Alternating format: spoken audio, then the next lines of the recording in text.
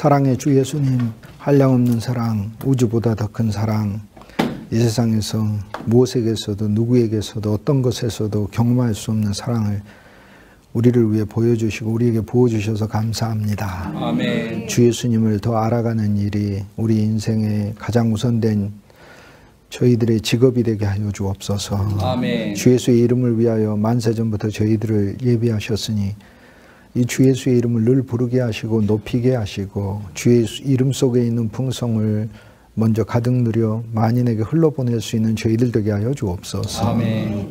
아름다우신 이름 안에 감추어 두신 진리의 비밀들을 거룩하신 당신의 말씀을 통하여 깨닫게 하시고 이 말씀이 우리에게 생명이 되게 하시고 사랑의 영이 되게 하시고 주의 광명과 영광을 나타내는 빛이 되게 하여 주셔서 우리로 하여금 그리스도 예수의 증인으로 넉넉히 세워질 수 있게 하여 주옵소서. 아멘. 종들의 영을 붙드시고 주님의 영으로 충만케 하시고 육신과 혼과 옛것과 종교와 어그러진 모든 것이 그리스도 예수 안에서 종결되고 끝났음을 알게 하여 주시고 십자가를 더 크게 보게 하시고 부활의 새 생명 아래 주어진 놀라운 선물들을 매일매일 감사하는 저희들 되게 하여 주옵소서. 아멘. 필요한 것들 다 공급하옵소서. 바라옵기는 우리의 삶을 주께서 주장하셔서 주 예수의 이름과 영광을 위하여 모든 하나하나가 다 쓰임받게 하여 주옵소서. 아멘. 그리스도 예수 놀라우신 이름으로 감사하고 축복하고 기도합니다. 아멘. 아멘. 히브리서 9장에 보면 주 예수님이 새 언약의 중보자라고 하셨어요. 히브리서 9장에 염소와 송아지의 피로도 육체를 외면적인 것을 정결하게 하거늘 하물며 영원하신 성령을 통하여 자기 자신을 하나님께 드리신 그리스도 예수의 피가 우리를 어찌 온전하게 하나님을 섬기게 하지 못하겠는가. 온전한 구속을 주시고 온전한 거룩함을 주시고 영원한 구원을 주시고 영원한 생명을 주시고 구약에 있는 그 모형들이 사람들에게 조그마한 힘을 주었다면 그 모형들의 실제이신 우리 주 예수 그리스도는 더 얼마나 놀라운 힘을 주었겠는가. 오늘 우리는 구약 안에서 실패를 발견하고 사망을 발견하고 그리고 우리 한계를 발견하지만 주 예수님을 통하여 주어진 놀라운 선물이 있지요. 히브리서 9장에 유언은 여기서 유언은 언약인데요. 언약을 통해서 세워진 하나님의 생명의 말씀, 맹세의 말씀이죠. 하나님 말씀 안에는 내용이 있어요. 하나님 말씀이 처음 세상에 나타나면서 보여주신 것은 창조였잖아요. 빛이 있으라 라는 그 가라사대 하시면서 말씀은 내용이 있잖아요. 그리고 결과가 있잖아요. 하나님의 말씀은 오늘 우리들에게 결과로 주어지는 말씀인데 그 결과가 바로 빛이고 생명이고 그분의 새로운 창조잖아요. 그리고 얼마나 감사합니까? 그리스도 예수께서 유언은 유언한 자가 죽어야 하나니 즉 그리스도의 죽음을 통하여 우리에게 남겨주시는 너무나 놀라운 풍성이 있다. 성경은 그렇게 이야기를 하죠. 죽음에서 다시 살아나신 분, 우리는 그분을 찾는 것입니다. 구약에서는 사무엘이 죽음에서 다시 살아나도 사울에게 줄 수 있는 게 부분적인 복음이요. 그리고 외면적으로는 심판이지만 죽음에서 다시 살아나신 우리 주 예수 그리스도는 그분의 죽음을 통하여 죽음 직전에 했던 모든 말들을 우리가 유증으로서 소유할 수 있는 풍성한 하늘의 유산이 되게 하신다고. 그래요, 그러한 죽음을 죽으셨다고 성경이 얘기하잖아요. 그러니 이게 얼마나 놀랍고 감사한 것입니까? 예수 그리스도의 모든 것은 다 우리를 위한 선물이고 복음 자체인 것이죠. 복음은 십자가만 복음이 아니고 복음은 부활도 복음이고 복음은 그분이 하나님이신 것 자체부터 복음이신 거죠. 그분이 하나님이 아니면 우리가 복음이 될 수가 없고 그분이 하나님의 아들이 되신 것이 복음이고 그분이 사람의 아들이 돼서 이 세상에 태어나신 것 자체가 복음이에요. 33년간의 그분의 온전한 의의가 없다면 우리는 하나님 앞에 설 수가 없어요. 십자가는 우리를 제로로 만든 것인데 우리는 제로로 살기 위해서 창조된 존재가 아니에요. 하나님이 인간을 창조하셨을 땐 하나님께서 우리에게 영광을 보시기 위하여 창조하셨고 하나님이 보고자 하시는 영광은 사람이 만들어서 드릴 수 있는 영광이 아니에요. 그런데 십자가에서는 우리가 지은 모든 죄와 허물을 그분이 끝내셨고 그렇지만은 끝낸 자체로, 영인 자체로 하나님 앞에 서봐야 빈손, 텅 빈 존재죠. 하지만 그분이 33년 동안 온전한 인간으로서 이 세상에 사시면서 공로를 세우시고, 이 공로를 우리에게 선물하시고, 그리스도 예수와 우리가 연합했을 때 33년의 순종의 삶을 사셨던 그리스도의 순종이 내가 하나님 앞에 설 수 있는 근거가 되고 의의가 되는 것이죠. 그것이 바로 나의 가장 자랑할 수 있는 의의죠. 그렇다면 예수님은 십자가에서 제물이 되기 위해서만 이 땅에 오신 게 아니에요. 33년을 사셔서 그분의 순종함을 우리에게 선물하시기 위하여. 그래서 우리는 그분의 공로를 무한한 의미에서 가지고 있어요.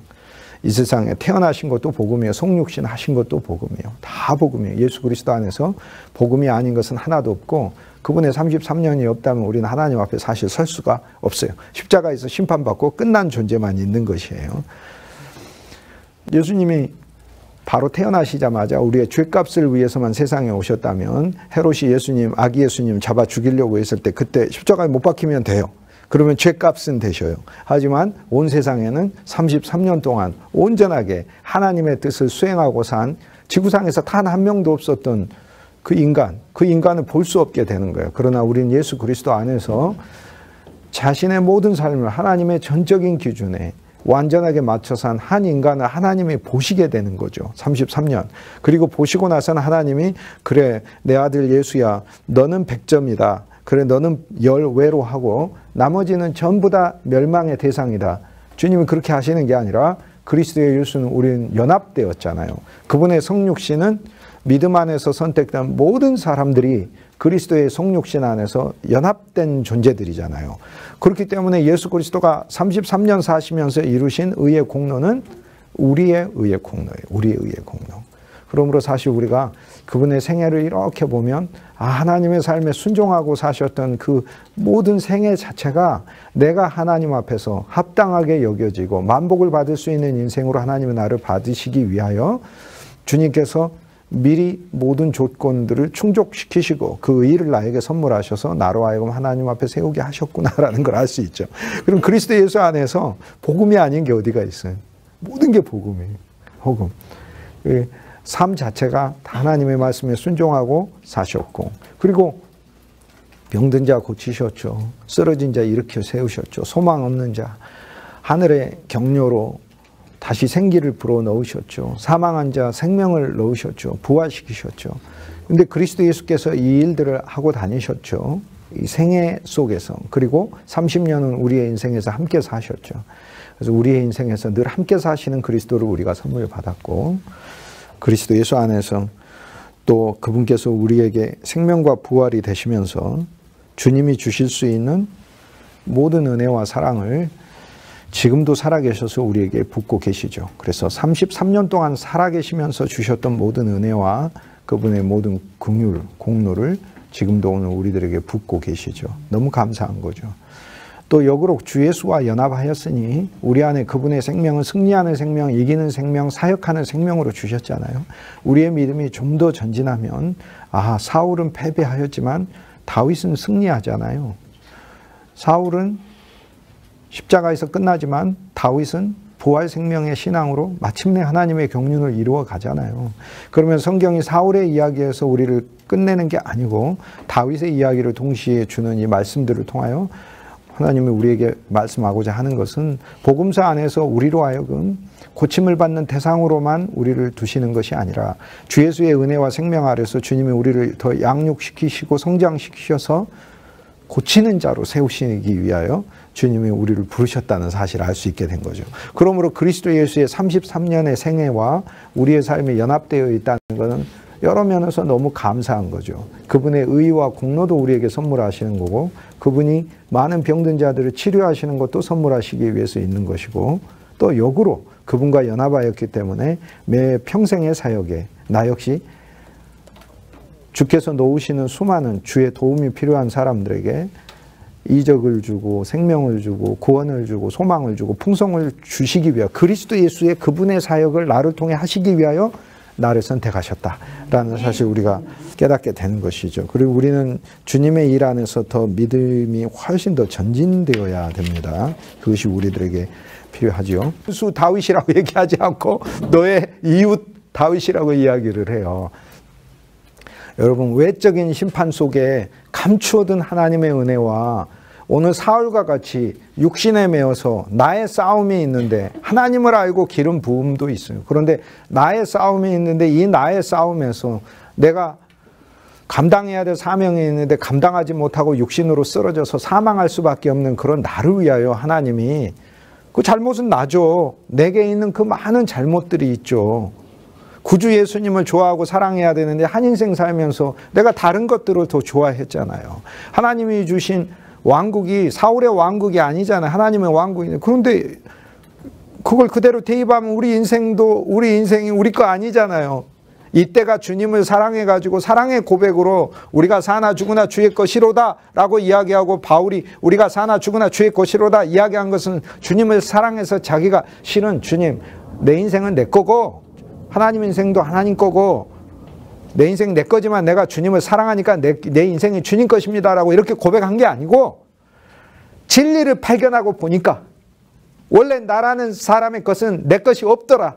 다 하나님의 것이더라. 그거를 깨달은 거 아닙니까? 그거를 깨달아서 고백이 아니고 사실을 그대로 인정한 것이죠. 사나 죽으나 주의 것이로다 라고 인정한 것이죠. 그래서 우리가요, 아름다운 고백, 주여 나의 인생은 내가 사나 죽으나 주의 것이로다. 주 예수님, 내 인생은 정말 내가 주 예수님을 사랑하기 때문에 내 인생은 주님 것이요, 이렇게 얘기하는 게요, 진짜 아름다운 사랑의 고백 같지만 자세히 보면 그 속에 자기의의가 들어있는 거죠. 왜? 내가 주님을 사랑해서 원래 내 인생이 내 거지만 내가 주님께 드리기로 했습니다 라고 이야기를 하는 것이기 때문에. 그런데 성경은 그게 아니고, 진짜 믿음의 사람은 본질적으로 창세전에 하나님이 그냥 내 인생은 진짜 주님 것이구나 라는 것을, 그것을 깨달은 것이다, 그거죠. 깨달은 것이다. 사울에게 울려 퍼지는 하나님의 심판의 음성 속에 나는 네 대적이야. 그런데 너는 있잖아, 네 나라 너의 이웃 다윗에게 넘겼다. 여러분, 얼마나 행복하고 감사한 이야기입니까? 여러분 인생과 내 인생, 우리는요 살면서 나는 내 인생을 망친다고 가끔 생각해요. 난 내 인생을 망치는구나. 나는 내 삶을 망치는구나. 어려서부터 자녀들을 양육하면서 나는 우리 자녀들을 진짜 잘 양육했어, 그렇게 얘기하실 수 있는 분이 있나요? 서로 여러분의 자녀들이 건강하게 몸성이 지금 잘 있다 하더라도 여러분이 24시간 눈 뜨고 지켜보셨습니까? 이 세상에 있는 부모들은 자고 졸지만 우리를 지키시는 여호와는 자지도 졸지도 아니하셔서 주무시지도 아니하셔서 건강하게 이렇게 자라도록 지켜주신 것이지, 꼭 부모님이 24시간 감시해가지고 이렇게 튼튼한 몸이 있는 것은 아니다, 그 얘기인 거예요. 아멘. 그런데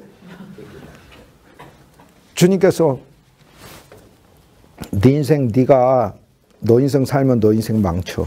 그러나 네 인생을 앞으로 내가 누구한테 주기로 했어. 너의 이웃 참 다윗에게 네 인생을 주기로 했어. 얼마나 아름다운 복이에요. 사울이요, 운명은 뭐예요? 기름 부음 받아서 블레셋을 이기게 하기 위해서 사무엘상 9장에 명백하게 사무엘에게 여호와 하나님께서 사울을 기름 붓는 이유에 대하여 블레셋과의 싸움을 위하여 기름 부었다고 해요. 그럼 우리는 사울로서 블레셋과의 싸움이 우리 인생의 계속 고민이에요. 주님, 유다 땅 옆에 블레셋이 그렇게 펼치고 살듯이 해안가에 살면서 좋은 땅에 살면서 세상 바라보며 살면서 배 타고 다니며 자기 철기와 기술과 자랑하고 살면서 믿음의 사람 정복하고 살면서 공격하고 살면서 그렇게 있는 거잖아요. 그런데 우리에게 소망이 있잖아요. 그렇지만 주님, 나도 주님을 정말 잘 믿어보고 싶고 내 안에 있는 블레셋 같은 기질들 진짜 정복했으면 좋겠습니다 라는 소망이 있잖아요. 소망이 있는데 문제는 내가 싸우는데 소망이 최고 불행한 게 뭡니까? 소망은 있는데 이루어지지 않는 게 불행한 거죠. 참 불쌍한 거 아닙니까? 이게 어디에 나와? 로마서 7장에 오라 나는 곤고한 자로다.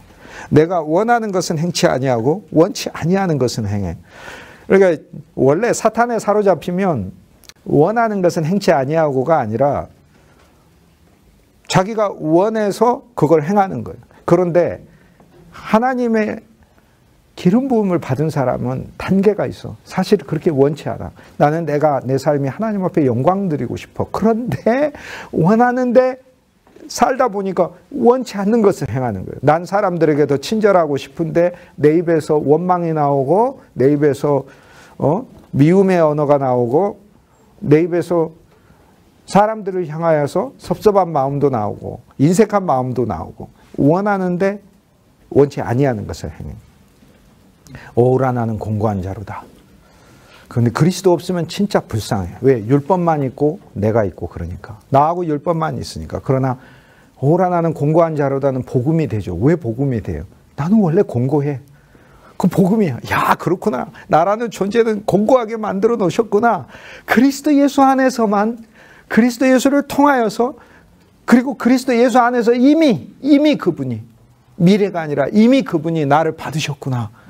이미 그분이 나를 영원히 정죄하지 않는 삶으로 만드셨구나. 2절 넘어가면 그러므로 누구든지 그리스도 예수 안에 있는 자는 결코 정죄함이 없나니 이는 죄와 사망의 법에서 생명의 성령의 법이 그를 해방하였습니다. 풀어놨대. 이미 풀어난 존재라는 거예요. 얘기하는 거예요. 아, 얼마나 감사해요. 우리에게 이김을 주시는 그리스도께 감사해요. 내가 공고한 자요. 그런데 그게 복음이야. 아, 그렇구나. 나는 혼자니까 공고한 거구나. 그게 복음이구나. 나는 혼자인데도 행복하다. 그건 복음이 아니고 그건 저주받은 인생이죠. 아, 그렇구나. 내 혼자의 노력으로도 실패하는 거? 그게 복음이구나.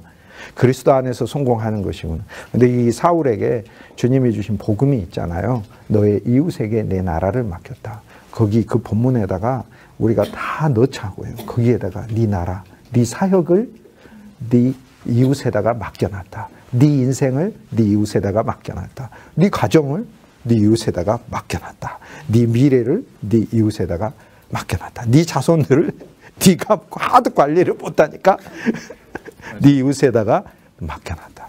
복음인 거예요. 복음. 그런데 사실 사울의 마음은 진짜 이스라엘 나라를 한 면에서 사랑해요. 얼마나 사랑하니 지 나라라고 생각할 정도로 사랑해요. 자기 나라라고 생각할 정도로. 이 왕이도 자기 거라고 생각할 정도, 그 정도로 사랑한다니까. 아니 우리가 이 꼴 저 꼴 보기도 싫어 막 이러면서 그만둬버릴 수도 있잖아요. 사울이 자꾸 사무엘이 와가지고 나라를 딴 사람한테 맡겼다고 하니까 저 같으면 그럴 것 같아. 에이 안 해 오늘부터 안 해.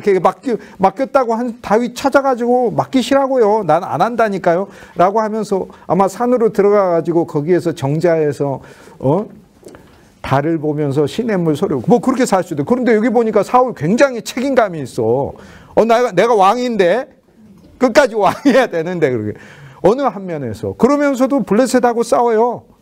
그러면서도 아멜렉하고도 싸우고 꾸중 듣고도 또 싸워요. 제사 드리지 말라는데도 또 제사 드려요. 또 자기가. 여기 보면 사울의 많은 죄들이 있긴 하지만 그러나 이 사울의 모습은 어찌 보면 그리스도 예수 그분을 생명으로 우리가 풍성히 누리지 못한 채 내가 내 왕국과 내 과업과 내 일들을 내 힘과 노력으로 해보려고 하는 그 육체적 신앙의 모습이 사울 속에서 보이잖아요. 보이잖아요.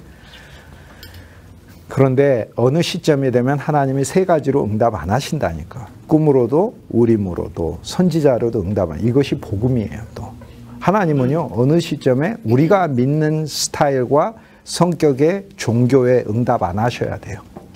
그래야 진짜 복음이에요. 그래서 히브리서 11장 1절 처음 시작하면서 옛적에는 주님께서 다양한 방법으로 각양의 사람들을 통해서 말씀하셨으나 마지막 시대에는 이 시기에는 아들을 통하여 말씀하신다라고 얘기하잖아요.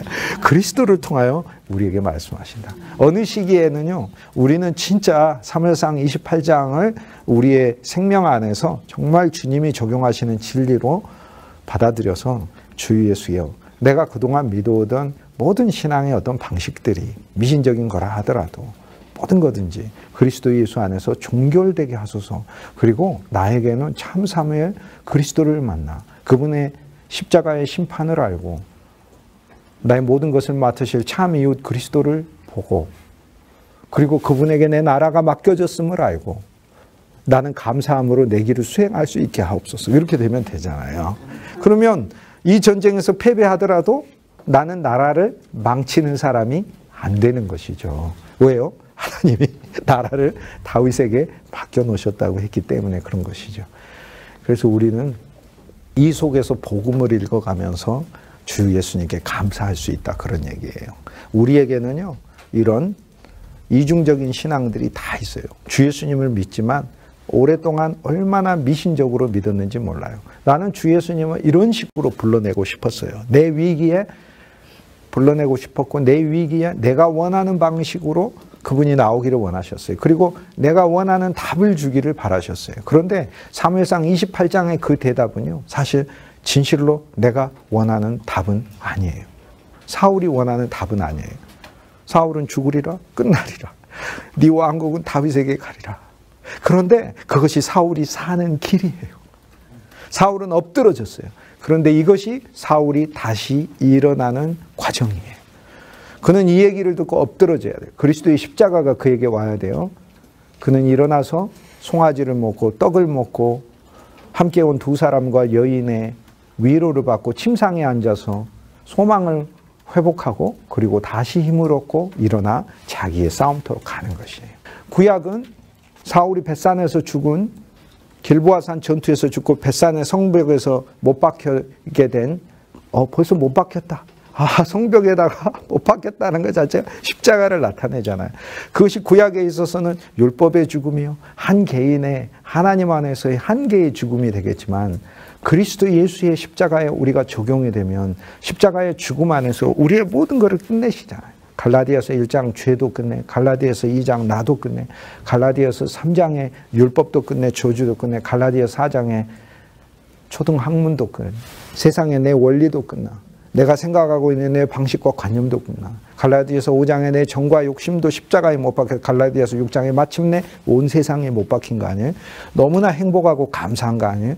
세상에서 나 혼자 죽는 죽음이면 최고의 불쌍한 죽음이지만, 우리의 죽음은 반드시 우리 모두가 만나게 되어 있지만, 우리의 죽음에 대하여 예수님이 이미 선물하신 놀라운 그분의 항목이 하나 있잖아요. 십자가의 죽음. 그분의 죽음이란 죽음을 우리의 죽음에 더해서 선물했어요. 그랬으니 그리스도의 십자가의 죽음이 더해지지 않는 사람의 죽음은 영원한 사망과 심판만 있는 것이지만, 그리스도의 십자가의 죽음이 더해진 우리의 죽음은 죽음 속에 있는 죽음의 모든 능력을 죽여버리는 죽음을 선물 받았으니 죽음이 우리를 영원히 붙들어 매고 영원히 저주받은 존재로 만들어버리는 그 죽음의 속성을 부수는 생명의 죽음을 선물 받았으니 오늘 우리들은 다시 살아서 그 길을 걸어갈 수 있는 것이죠. 그러니까 사무엘상 28장은 너무 감사해요. 사무엘상 28장은 오늘 우리가 사역할 수 있는 것을 가르쳐줘요. 오늘 우리들의 신앙이 얼마나 미신적인지. 그런데 미신적인 데서 탈출하라는 거예요. 여인도요, 여기에서 소리 지르고 놀라요. 여인도 사무엘이 진짜 나타날 줄 몰랐어요. 그 이전에 어떤 사수를 썼을 수도 있어요. 예를 들어 성경에 보면 사수를 쓰는 경우가 가끔 있어요. 제일 어이없는 게 엘리야 선지자가 갈멜산에서 바알과 아세라 선지자 850명하고 하늘에서 불 내리기 대결을 했잖아요. 저는 그거 보면서 좀 황당했어요. 왜 황당했냐면 그 성경을 보면서 황당했어요. 아니, 엘리야는 불을 내릴 수 있죠. 살아계신 하나님이니까. 그런데 바알과 아세라가 불을 내릴 수 있나요? 물론 약간의 실마리가 있는 경우가 성경에서 보여지긴 해. 애굽의 술사들이 모세하고 아론이 행했던 이적의 일부는 행합니다. 일부. 나일을 피로 바꾸고 지팡이를 뱀으로 만들게 하고 나일강에서 개구리가 나오는 것까지 3개는 합니다. 그런데 4개 땅에서부터 이가 나오고 파리가 들끓고 독종이 나오고 악창이 생기고 우박이 떨어지고 하늘에서 불이 내리고 메뚜기가 다 먹어버리고 온 땅이 흑암이 가, 이건 하나도 행하지를 못해요. 이건 세상이 어느 정도, 세상의 술객이, 세상의 철학이든 세상의 지식이든 어느 정도 하나님이 하시는 우주적인 역사에 약간 부분적으로는 비슷하게 말을 하고 맞출 수 있다는 것은 이야기는 해요. 아니 그런데 엘리야가 갈멜산에서 850명과 대결을 할 때 엘리야는 불을 내릴 수 있죠. 살아계신 하나님의 능력을 아니까. 근데 바알과 아세라 선지자는 대체 무엇을 믿고 그 대결을 나왔는지 난 제가 생각하면 진짜 너무 황당하게 무엇을 믿고 나왔을까? 진짜로 그러면 불이 내린다고 믿었을까? 정말로? 이스라엘 전승에 보면 이런 이야기가 있어요. 제단을 크게 만들고 그 제단은 원래 이제 바알과 아세라 이 신을 섬기는 제단, 선지자들이 미리 와가지고 거기에서 하늘에서 불을 내려가 제단 위에 있는 재물도 태우고 도랑 주위에 물을 가득 둬가지고 그 물도 다 말리게 하는 거잖아요. 그런데 먼저 하라고 했잖아요. 먼저 하는 거. 먼저 하는 게 이게. 먼저 하라고 했어요. 근데 바알과 아세라 선지자들은 옛날부터 자기들만의 기법이 있어요. 큰 제단 그 밑에다가 굴을 뚫고 그 굴 속에 한 사람이 들어가 있어. 들어가가지고 밖에서 막 기도를 하고 그러면 그 안에서 불을 피우는 거예요. 바깥으로. 그런데 이스라엘 전승에 보면 불 피우러 들어간 사람이 그 안에서 독사한테 물려서 죽어버린 거예요. 죽어버린 거예요. 그래서 바알과 아세라 선지자들은 하루 종일 외치는데도 얘가 지금 잠을 자나 어떻게 되나. 그래서 불이 안 나온 거예요.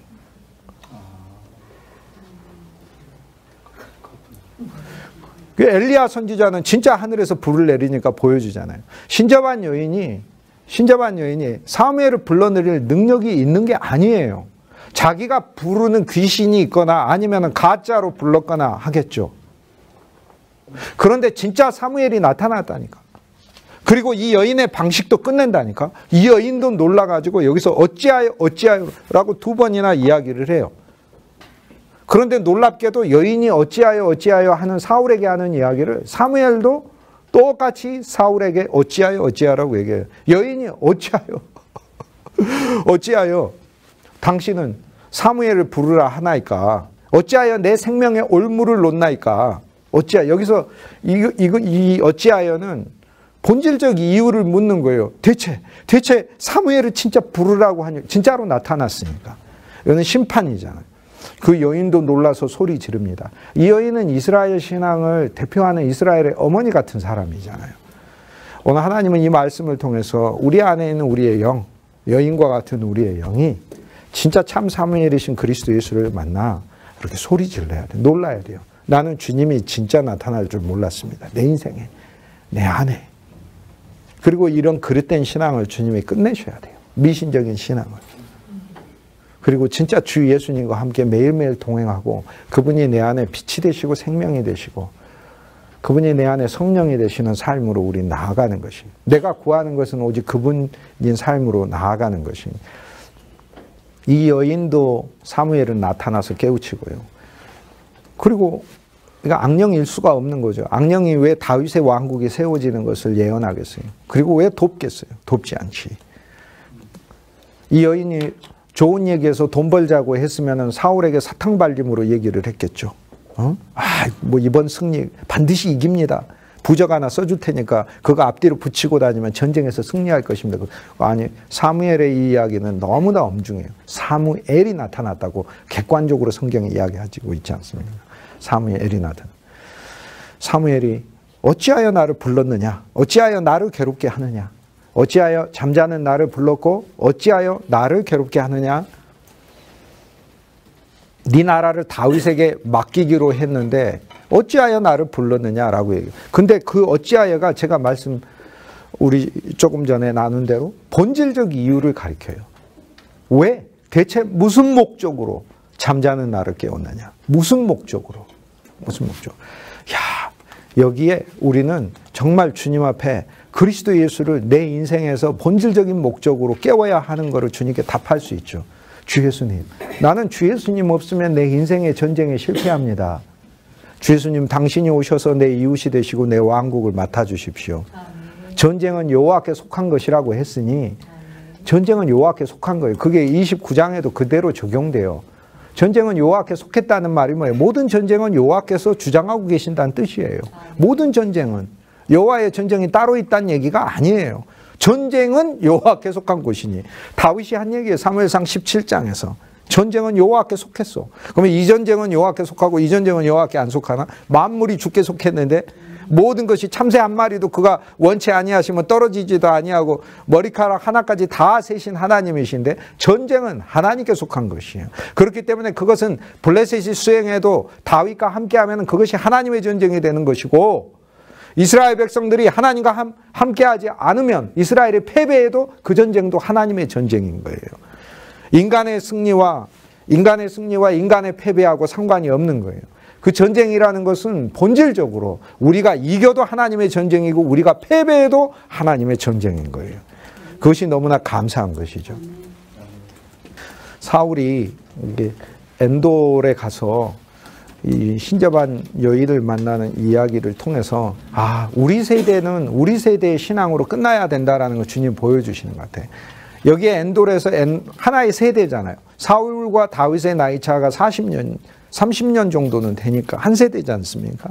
그 아버지 세대 아닙니까? 아버지 사위니까. 이 세대가 또 끝났구나. 여기 세 세대가 등장했잖아요. 사무엘의 세대, 사울의 세대, 다윗의 세대. 여기 세 세대가 등장하면서 진짜 도르예요. 그 도르마다 흐르는 시냇물을 보라는 거예요. 아브라함에게 흘렀던 시냇물, 이삭에게 흘렀던 시냇물, 야곱에게 흘렀던 시냇물, 아브라함의 하나님, 이삭의 하나님, 야곱의 하나님 이렇게 흘렀던 그 시냇물을 하나님 보여주시는 거잖아요. 이게 얼마나 너무나 감사한지. 오늘 사무엘상 28장에서 우리는 율법만 읽어내서는 절대 안 되죠. 어쩔 수 없구나. 나와 여러분이 사울이면 사무엘 안 부르겠어요? 그런데 그게 제가 생각했을 땐 신접한 여인을 찾는 건 너무 잘못된 것이지만, 그렇지만 하나님은 사무엘이 나타나게 하시는 선물을 주셨어요. 오늘 우리들이요, 수단도 방법도 잘 믿어가지고 주 예수님 만난 거 아니에요. 실은요, 우리가 정말 미신적이었고 우리가 정말 어리석었어요. 하지만 주 예수님이 우리에게 나타나셨어요. 성경에는 하나님께서 역사하시는 방법이 비상하다는 것을 알려줘요. 그런데 그 비상한 방법들을 통해 하나님의 뜻이 계시돼요. 그렇지만 계시되지만 그 모든 사람들은 그 비상한 방법 속에서 머무르라고 한 게 아니라 모형에서 실제로 나아가라, 그림자에서 몸으로 나아가라, 옛것에서 새것으로 나아가라, 장난감에서 그분의 본체로 나아가라. 주님께서 우리에게 그렇게 말씀하시는 것이죠. 오늘 사울의 이야기 속에 우리 세대는 우리 세대가 있구나. 우리 세대에 만나는 그리스도와 다윗의 시대에 새롭게 나타나시는 그 그리스도가 다른 거를 가르쳐 주시잖아요. 그게 엔돌에서 끝나야 하고 엎드러져야 하고 끝나야 하고 그리고 새롭게 출발해야 하는 신앙을 알려주고 있는 것이죠. 그리고 그 계기는 먹음으로, 그분을 먹음으로, 송아지를 먹고 고운 가루를 먹음으로 이렇게 시작이 되지 않습니까? 본질적인 목적이 무엇이냐? 나는 주님이 아니고서는 안 됩니다 라는 대답을 사실 물었던 거예요. 나는 주님이 아니고서는 안 됩니다. 나는 내가 무엇을 하여야 하리까? 내가 무엇을 하여야 하는지를 대답해 주십시오 라고 사무엘을 불렀어요. 사울이. 그런데 사울은 질문이 어찌하여 자고 있는 나를, 안식 가운데 있는 나를, 편안히 있는 나를 네가 깨웠느냐라고 이야기를 할 때 본질적 목적을 물은 거예요. 나 왜 깨웠어? 이런 뜻이 아니고 본질적인 목적이 뭐냐? 깨운 목적. 그런데 사울의 대답은 여전히 내가 무엇을 하는 건가에 있는 거예요. 내가 무엇을 하는 거에 지금 이 승리, 이 전쟁에서의 승리, 이것이 아니라 본질적으로 사울에게 정말로 필요한 것은 여호와 하나님과의 관계 회복인 거예요. 관계 회복. 그리고 사무엘이 나타나는 것 자체가 감사한 일인 것이죠. 하지만 이 말씀을 통해서, 구약의 그림자의 말씀을 통해 오늘 본질적으로 우리 인생은 진짜 사울과 같은 그런 상황에 처할 수밖에 없는 것 같아요. 제가 사울이라도 난 사무엘 부를 것 같아요. 찾을 것 같아요. 내 신앙이 그렇게까지 어두워졌는데 어떻게 해요? 그런데 너무 감사해요. 그리스도께서 우리를 찾아오셨으니까. 여기에서 어느 누구가 내가 먼저 주께 드려 주를 받았다고 할 수 있겠어요? 어느 누구가 내가 먼저 하나님께 공로를 드려서 하나님이 내게 은혜를 베푸셨다고 할 수 있겠어요? 여기에서 어느 누구가 내가 스스로 주님을 깨달아서 그래서 주님을 초청해서 주님이 내게 왔다고 할 수가 있겠어요? 없어요. 한 사람도. 그분이 우리에게 찾아오신 것이지, 내가 어리석고 내가 잘 못 믿었어도 그분이 나한테 찾아오신 것이지, 내가 잘 믿어서 나를 찾아오신 것이 아니고. 엔돌에 가서 우리는 새로운 시대를 주님께서 보라고 말씀하시는 걸 알고, 이전 시대에 생명이 아닌 신앙 끝내라고 말씀하시는 것을 우리는 깨닫는 것이고, 그리스도 예수의 그분의 은혜와 사랑 안에서 주님이 우리를 전진시키셔서 이제는 그분께서 주장하시는 복음과 은혜와 생명의 시대로 우리로 하여금 일하게 하시려고 이 말씀을 우리에게 주시는 거죠. 고로 내가 무엇을 하리까? 무엇을 해야 할까? 주 예수 그리스도를 붙드는 것이구나. 주 예수의 이 말씀 속에 있는 참 사무엘의 말씀 속에서 은혜를 만나는 것이구나. 이것이 바로 우리가 해야 할 일이죠. 그러니까 사무엘의 정말 잘못된 일은 한 면에서 이 방법 외에는 없는 것 같아요. 사울의 잘못된 것은, 사울은 지금 사무엘을 만나는 것 외에는 방법이 없는 것 같아요. 그런데 사울이 사무엘을 만난 것에서 그는 하나님의 방법을 발견한 것이죠. 너무 감사한 거죠. 여기에 본질적으로 나를 왜 불렀느냐? 나는 구주가 필요합니다. 이게 대답인 거예요. 그러나 율법 아래서 내가 무엇을 하여야 할까가 반응이었죠. 하지만 우리는 이제 바뀐 거죠. 주 예수보다도 귀한 것은 없네. 나는 주님이 필요합니다. 나는 주님 당신이 필요합니다. 이게 우리 답이 돼야 하겠죠. 너의 나라를 이미 하나님께서 너의 이웃 다윗에게 맡기기로 했는데 어찌하여 나를 불렀느냐? 네가 무엇을 듣고자 원하느냐? 어찌하여? 본질적으로 또 물으시잖아. 그렇습니까? 나는 그러면은 다윗과 함께 하겠습니다. 나는 다윗에게 내 왕국이 맡겨졌다는 사실을 알고 기쁨으로 나는 나의 길을 가겠습니다. 이것이 바로 우리가 새 언약 안에서 주님께 드릴 수 있는 문제죠. 주님이 내 인생을 맡으셨으니까 이제 죄인인 나는, 부족한 나는, 어리석은 나는, 미신적인 신앙을 갖고 있는 나는 주 예수님께 담대히 대답할 수 있는 거죠. 주님이 나의 모든 것을 맡으셨으니 주께서 나에게 맡기신 이 사명을 저는 가겠습니다. 내가 쓰러져도 이것은 실패가 아님을 압니다.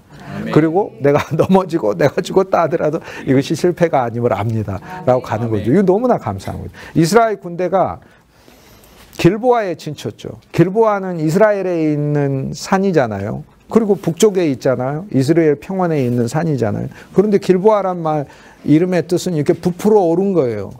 여러분, 부풀어 오른 게 좋은 것도 있고 안 좋은 것도 있거든요. 빵을 궜어. 빵이 부풀어 올라. 얼마나 맛있어요? 그런데 여러분 몸에 종기가 생겼어. 창이 생겼어. 그런데 부풀어 올라. 이건 안 좋은 거죠. 그래서 그리스도 안에 있을 때 길보아는 하나님의 풍성이 쌓여 있는 게 길보아고요. 이스라엘 백성이 여호와 하나님을 떠나고 사울도 떠나고 했을 때 길보아는요, 죄악이 부풀어 있는 게 길보아죠. 그런데 우리의 부푼 죄악을 해결하실 수 있는 분이 있어요. 다 맡으신 분이 있어. 그는 실로 우리의 질고를 지고 우리의 죄악을 담당하셨는데, 그런데 주님이 우리의 죄악을 담당할 때 고르셨을까요? 이거는 내가 감당하고 이거는 감당, 그게 아니잖아요. 그는 진짜 참 길보아가 되시는 거예요. 우리는 사무엘상 28장에 이스라엘 군대가 진치고 있는 그 길보아, 이곳이 패배의 장소지만 우주적으로 승리하는 길보아가 우리한테 있어요. 블레셋이 수넴에 와 있어요. 수넴은 이스라엘 땅이거든요. 수넴이라는 말은 안식인데 히브리어에서 끝에 M이 들어가면 복수를 가리켜요. 그러니까 안식이 그냥 안식이 아니라 안식 곱하기 안식이란 뜻이에요. 복수니까 안식. 그러니까 참 안식이고 이 땅의 안식과 영원한 안식을 두 개를 다 같이 하는 그곳이 수넴이에요. 그래서 우리는 평생 원한 게 실은 사실 수넴이야. 수넴이라는 이름은 너무 좋아.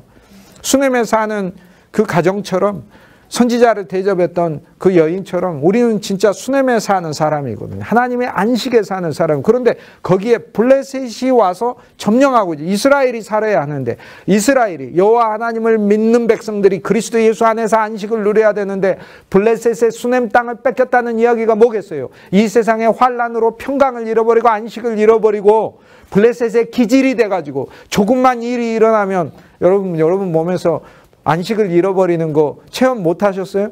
믿음이 강하시니까 체험 못 하셨을 수도 있겠어. 그러나 저는 내 수냄 땅에 블레셋이 와가지고 차지하고 있는 걸 나는 수시로 경험하는데, 나라는 내 마음에 이스라엘, 내가 하나님을 믿는 믿음이 있는데 블레셋이 내 안식을 차지해가지고 거기에 진을 딱 치고 나를 대적하는 것을, 그리고 내 안식을 빼앗아 버리는 것을 늘 보는데, 그런데 여기 또 감사한 게 있어. 저 블레셋에 누가 있느냐? 다윗이 있어. 그리스도가 있어. 내 안식을 빼앗아 버린 그 군대 속에 그리스도가 계시오. 그리스도가. 너무 감사한 거예요.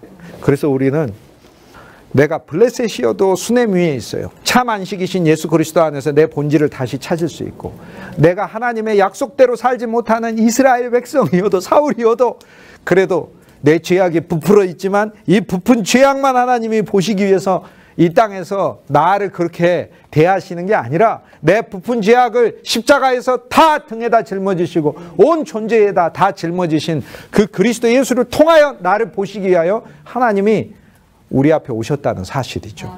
그러니 얼마나 감사해요. 우리는 진짜 참 길보아이신 그리스도를 인해 감사하고, 참 수냄이신 그리스도를 인하여 감사해요. 사무엘상 28장은 우리가 목양하는 것을 가르쳐줘요. 우리 비극적 상황에서도요, 우리의 영이 잘못된 영들이 너무 많아요. 하나님의 종들이. 그래도요, 사무엘상 28장을 통해 우린 주 예수의 이름을 부르고 소망을 가져야 돼요. 나는 내가 잘 전해가지고 하나님이 써준 줄 알았어요. 내가 잘 전해서. 나는 오랫동안 하나님의 일로 주님 부르심을 나한테 주시고, 내가 주님의 일에 쓰임을 받을 때 나는 할 때마다 내가 잘해가지고 하나님이 써준 줄 알았어요. 잘 전해서 사람들이 은혜 받는 줄 알았어요. 그런데 오랫동안 하나님이 나를 사용했을 때 깨달은 게 하나 있어요. 잘 전해서가 아니야. 긍휼을 베풀어서 그냥 써주셨던 거야. 자녀들이 음식을 해오면 부모가 그 음식을 세계적인 셰프의 맛을 내기 때문에 맛있게 먹는 게 아니라, 딸이 해오고 아들이 해오고 해와서 먹는 것처럼 사랑이 들어있고 섬김이 들어있고 저들의 정성이 들어있어서 먹는 것처럼, 그냥 주님께서 내가 잘하고 옳고 바르기 때문에 나를 사용해 주신 게 아니었어요. 그분은 그분의 일을 펼쳐야 되기 때문에 그 일을 하신 거였어요. 사무엘상 28장을 통해서 우리는 우리의 영이 현저하게 잘못된 것을 발견해요. 그런데 그럼에도 불구하고 주님, 이 여인이 사무엘을 느닷없이 불러 일으켰던 것처럼, 주님, 나도 내가 잘못되고 모자란 부분이 많지만 내가 하나님의 말씀을 전할 때마다 성도들 앞에 참 사무엘이 나타나게 해 주십시오 라고 우리는 이 말씀을 통해서 오히려 소망할 수 있는 거죠. 그럼 깜짝 놀라죠. 나도 내 전파하는 바를 통하여 사람들이 그리스도를 만나네, 내 전하는 바를 통하여 저들이 구주의 은혜와 생명을 공급받네. 놀라운 것이죠. 너무 감사하죠. 여기는 목양의 모든 비결들이 들어있어요. 우리가 사람들을 또 어떻게 대해야 하는가 또 들어있어요. 사울은 혼자 가는데 거기에 이 죽음의 길을, 블레셋을 통과해야 그 뒤에 엔돌이 있잖아요. 수냄 뒤에 엔돌이 있으니까. 수냄 앞에 있는 게 아니라 수냄 뒤에 있어요. 근데 통과해서 갈 때 두 사람이 함께 갔다고 해요. 두 사람이라고 나와요. 그런데 이름은 안 나와요. 무명이에요. 그는 유대인이고 이방인인 거예요. 오늘 우리들인 거예요. 이름이 없다는 건 누구든지라는 거예요. 누구든지. 이 사역에 왕이라 할지라도 그를 돕는 사람이 될 수 있다는 거예요. 왕은 이들을 책임져야 되는 사람이지만, 그러나 여기에 보세요. 이 두 사람이 왕을 강권해요. 침상에 앉힌다고요. 위로해요. 격려해요. 왕이시여 음식을 드십시오 라고 얘기하는 거예요.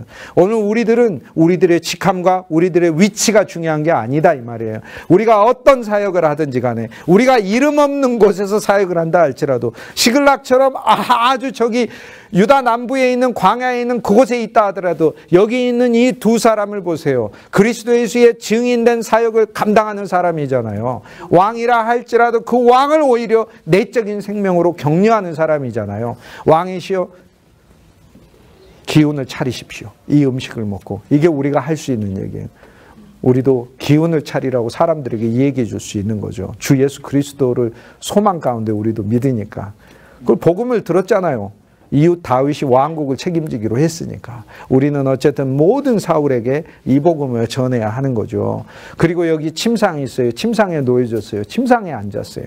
우리는 침상의 그리스도를 발견해요. 많은 사람들은 몸이 아파서 병상을 꼭 거치거든요. 병상 거치신 분들 여기 많을 거예요. 그러나 그 병상이 제일 비극이 뭐예요? 병상인 게 제일 비극이에요. 병상에서 회복이 돼도 병상이면 비극인 거예요. 병상이 아니라 그리스도와의 침상이 되어야 되는 거예요. 주님과 함께 누리고 먹고 잤던 침상이 되어야 되는 거예요. 그러므로 입원하게 되시는 모든 분들은 병상이 아니라 내가 주님과의 침상에 왔다는 그 믿음 아래서 회복돼야 하는 것이죠. 야, 주님과의 침상. 침상이신 예수 그리스도를 만나는 거죠. 누구든지 침상이신 예수 그리스도의 누이자고요. 여기에서 사울은 심판의 소식을 듣고 엎어져 버렸어요. 완전히 그냥 바닥에 배를 깔고 들어 눕게 됐어요. 쓰러져 버렸어요. 이스라엘에서 제일 큰 자가 이스라엘에서 제일 낮은 자가 됐잖아요.